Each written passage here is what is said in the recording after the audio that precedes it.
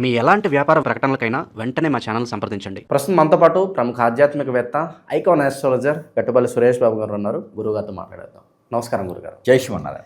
గురుగారు, సాయిబాబా గారు దేవుడా కాదా? సో ట్రెండింగ్ టాపిక్, కాలాలతో సంబంధం లేకుండా కూడా ఎప్పుడు ఎవరో ఒకరు దీని గురించి చర్చ పెడుతూనే ఉంటారు. ఆధ్యాత్మికవేత్తలు కావచ్చు, టీవీ ఛానల్స్ కావచ్చు, ఎప్పుడు ఈ టాపిక్ మీద డిస్కషన్ జరుగుతూనే ఉంటుంది. ఎందుకు ఇంత ప్రస్తావన జరుగుతుంది?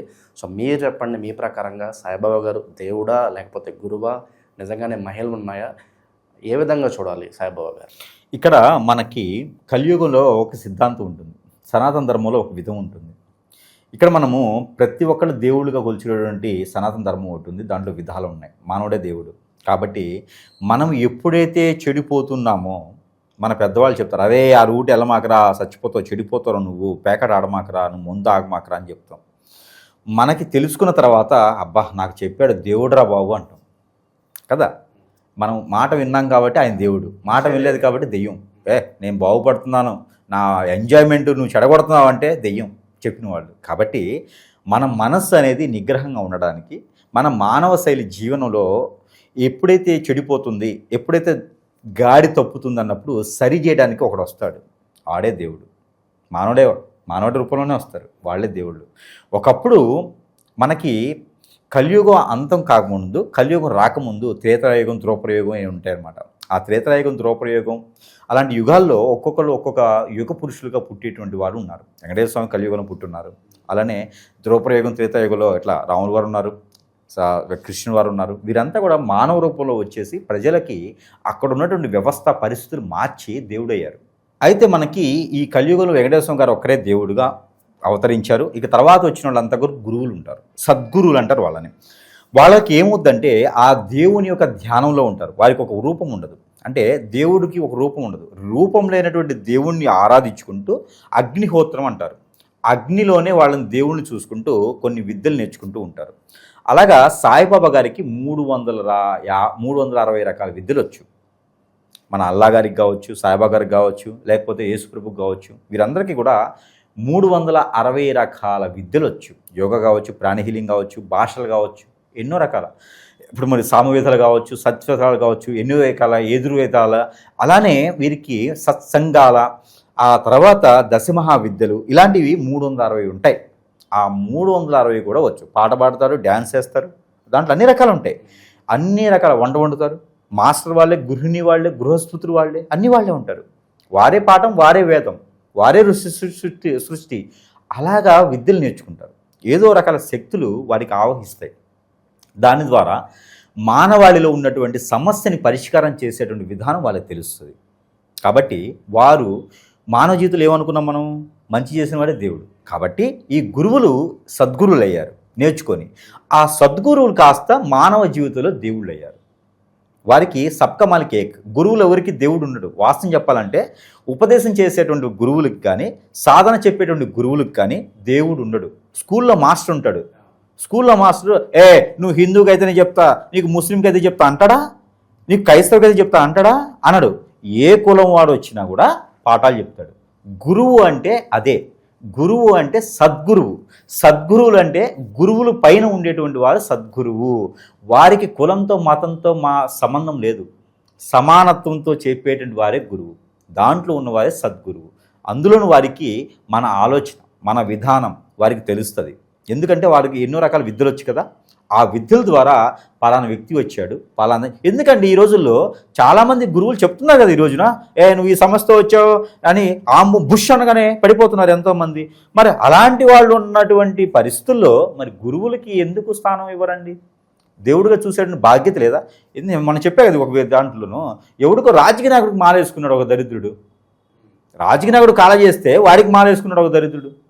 మరి అలాంటి వాళ్ళకు ఉన్నప్పుడు గురువులు వారికి ఒక కులం ఏంది, ఒక గోత్రం ఏంది, ఒక మతం ఏంది, మనం కొట్టుకు సావడమే, నువ్వు ఆ గుడి అంటే నువ్వు ఈ దర్గా అంటే అని. వాళ్ళకి అలాంటివి ఉండవండి, వాళ్ళకి అలాంటివి ఏం లేవు. కాకపోతే ఇక్కడ ఏంటంటే సాయిబాబా దేవుడు అని ఆయన ఎప్పుడు చెప్పుకోవాలి. సాయిబాబా యుగ పురుషుడు, ఆయనకి కులము మతం ఏం లేదు. ఆయనకి ఒక మతస్థుడు కాదు, ఒక కులస్థుడు కాదు. సబ్కా మాలిక్ ఏకే. ఆయన ఒక దేవుడు అని చెప్పుకోలేదండి, ఆయన సద్గురువు. దత్తాత్రేయ సద్గురువు. వీళ్ళంతా కూడా సద్గురువులు, దేవుళ్ళు కాదు. ఓకేనా? దీనికి సంబంధించినటువంటి నా విధానం ఏంటంటే గురువులు మాత్రమే ఆ జనరేషన్ అలా అయిపోయిన తర్వాత నెక్స్ట్ వచ్చేటువంటి జనరేషన్ ఉంటుంది కదా, ఈ జనరేషను నెక్స్ట్ వచ్చేటప్పటికి ఇప్పుడు రాజకీయ నాయకులు చిత్రపటాలు వీధుల్లో స్టాచ్యూలాగా ఉన్నాయి కదా, ఇప్పుడు మనం గాంధీ గారిని కొలుచుకుంటా ఉన్నాం, లేకపోతే అంబేద్కర్ గారిని కొలుచుకుంటా ఉన్నాం, పండుగ చేసుకుంటా ఉన్నాం. అదేవిధంగా నెక్స్ట్ వచ్చేటప్పుడు వీళ్ళే దేవుళ్ళు అవుతారు. అంటే కాలక్రమేణా మారేటప్పుడు పైన ఉన్నటువంటి కాలం వాళ్ళు మన పిల్లలకి ఏమైతే చెప్తామో వాళ్ళే దేవుళ్ళు. నువ్వు 10 మందికి సహాయం చెయ్యి, నువ్వే దేవుడివి, వాళ్ళ వంశం మొత్తం నువ్వే దేవుడివి. దేవుడు తర్వాత ముందు ఏంట్రా మన దేవుడు అంటారు. అదే ఉంది, మన పూర్వకాలంలో అదే చెప్పారు. అంతే కనుక మనం మంచి చేసేవాడు దేవుడికి తప్పితే దేవుడు భావన వేరు, దేవుడి మీద భయం వేరు. ఇప్పుడు గురుగారు అలాగే ఈ సనాతన ధర్మం ముసుగులో ఉన్న కొంతమంది సాయిబాబా గారు ఒక ముస్లిం అయ్యుండి దేవుడిని తీసుకొచ్చి గుళ్ళు కట్టడం ఏంటి, విగ్రహం కింద మన వినాయకుడు కావచ్చు, శివుడిని పెట్టడం ఏంటి, వాళ్ళు కొంత అబ్జెక్షన్స్ కావచ్చు, ఈ డిబేట్లు నడుస్తూ ఉంటాయి ఎప్పుడు కూడా. సో దీని గురించి ఏమంటారు? ఇక్కడ విగ్రహాలు పెట్టడానికి కారణాలు ఏంటి అంటే ఇక్కడ రాజకీయం ఒకటి చెప్పుకోవచ్చు, దాన్ని ఒక సంఘంగా ఏర్పరచుకునే దానికి చెప్పుకోవచ్చు, ఆ విగ్రహాలకే రూపం వచ్చి తాల్స్తే కనుక డబ్బు సంపాదించుకునే విధానం కానీ చెప్పేసి కొంతమంది చెప్పుకోవచ్చు. ఇక్కడ ఎన్నో రకాలు ఉన్నాయి. లేదు మనకు భక్తి భావం పెంచాలి ప్రజల్లోనూ తెలియచేయాలని అని చెప్పుకునేటువంటి విధానం ఒకటి ఉంటుంది. ఇక చర్చలు పెట్టుకునే వారంటారా, ఎవరికి పంచి ఊడిపోతే ఎవరికి గొప్ప అని, లేకపోతే ఒకళ్ళు మాట్లాడితే ఒకళ్ళకి గొప్ప అని తప్పితే వేరే విధంగా అయితే కాదు. ఇక పబ్లిసిటీ చేసుకోవడానికి చాలా విధాలు ఉన్నాయి. ఇప్పుడు మనం చెప్పిన దాంట్లో లేదు ఆ గురువు గారికి సంబంధించిన విద్య గురించి చెప్పుకుంటే కనుక ప్రజలకి ముందుకి తీసుకెళ్తే కనుక ప్రజల్లో కూడా అవగాహన వస్తుంది. మన కోసం వారు అంత తప్పించి మనకు మంచి చేశారు కాబట్టి మనం మొక్కుకోవడం చాలా మంచిదని తీసుకెళ్లే విధానం ఒకటి ఉంటుంది. భక్తి భావంతో డబ్బు గుంజే విధంగా ఒకటి ఉంటుంది. దీంట్లో మనకి వారి యొక్క ఆలోచన ఎలా ఉంటుందనేది ఒకసారి మనం చూసుకోవాలి. ఆలయాల నిర్మాణం అంటే ఎన్నో రకాల పద్ధతులు ఉంటాయి. అక్కడ డబ్బు కోసం ఆలయ నిర్మాణం చేసేవారు ఉన్నారు, అలానే భక్తి భావం పంచేందుకు ఆలయ నిర్మాణం చేసేవారు ఉన్నారు. ఇక డెబిట్ పెట్టేవాళ్ళు అంటే వాళ్ళ గురించి మనం మాట్లాడే అవసరమే లేదు అసలు. వాస్తవంగా అది చిన్న విషయం, ఎందుకంటే ఏదో ఒక వాదన కావాలి, ప్రతిరోజు ఒక పబ్లిసిటీ కావాలంటే వాదన కావాలి. ఇప్పుడు దేవుళ్ళలో కూడా హిందూ దేవుడు, ముస్లిం దేవుడు ఇలా విభజించి ఆయన కాళ్ళ కింద ఈ దేవుళ్ళని ఎలా పెడతారా అని చెప్పి అదొక కొత్త టాపిక్ తీసుకొచ్చి డిస్కషన్ అయితే పెడుతూ ఉన్నాం. దేవుడికి మతం ఎక్కడ ఉందండి? దేవుడికి మతమే లేదు కదా. ఇప్పుడు సూర్యచంద్రుడు ఉన్నారండి, ఆయన ముస్లిమ్స్కి, హిందువుకి లేకపోతే క్రైస్తవుకే కనిపిస్తాడా? లేకపోతే క్రైస్తవులు చూడకూడదా? చచ్చిపోవాల వాళ్ళు? లేకపోతే హిందువులు చూడకూడదా? ఇప్పుడు సూర్యచంద్రుడు మనకు కనిపిస్తున్నారు, మరి వాళ్ళు ఆపే దేవుడు. దేవుళ్ళకి, సద్గురువులకి, గురువులకి మతాలు, కులాలు సంబంధం లేదు. మనం కొట్టుకు చావటం వాటిల్లోనూ. మన రాజకీయ నాయకులు మనం కొట్టుకు చచ్చిపోతాం అంతేగాని ఎవరైనా ఆలయంకి వెళ్ళొచ్చు, ఎవరైనా దర్గాకి వెళ్ళొచ్చు, ఎవరైనా చర్చికి వెళ్ళొచ్చు, దాంట్లో ఎటువంటి సందేహం లేదు. మన సమస్య పరిష్కారం ఎక్కడైతే ఉందో అక్కడికి వెళ్ళాలి. ఏ మతస్థుడైనా సమస్య వస్తే కోర్టుకు వెళ్తాడు, ఫలానా హిందువుకి ఈ కొట్టు, ముస్లింకి ఈ కొట్టు అని లేదు. అలానే మన సమస్య పరిష్కారం ఏ డాక్టర్ దగ్గరికి వెళ్తాం, డాక్టర్ దగ్గరికి హిందువులు డాక్టరు, ముస్లిం డాక్టర్ ఉండరు. కాబట్టి మన సమస్యకి పరిష్కారం దొరుకుతుందంటే డోలో టాబ్లెట్ అందరికీ పనిచేస్తుంది, ఆహారం అందరికీ పనిచేస్తుంది, దేవుడు ఒక్కడే, రూపాలు వేరు, నీ పేరు వేరు, నా పేరు వేరు. అంతే గనక ఈ దేవుని ఒక కులానికి, ఈ దేవుని ఒక కులానికి మన మతస్థులు, మన గ్రంథాల వారు ఎవ్వరూ మార్చలేదు. మనకి ఏదైతే పెంచి పోషిస్తున్నటువంటి సనాతన ధర్మంలో లేదు.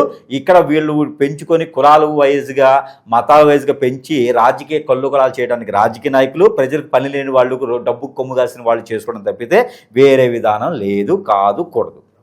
ఈ అంశంపై మంచి విశ్లేషణ అందించారు. ధన్యవాదాలు గురుగారు.